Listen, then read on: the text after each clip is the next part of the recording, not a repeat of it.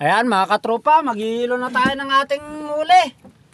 Talagang solid na naman ang ating huli. Ayan, ito ang ating mga huli ngayong araw mga katropa. May laman na rin itong isang box natin. Wala na tayong hilo kaya kailangan nang mag-utay-utay pa uwi. Yan na lang ang ating hilo, kakaunti na. Ayan mga katropa, kakapiraso na. Marami pa tayong isda din sa balde.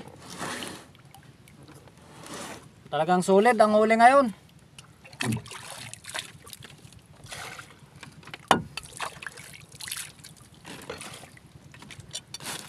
Grabing isda ngayon talaga mga katropa.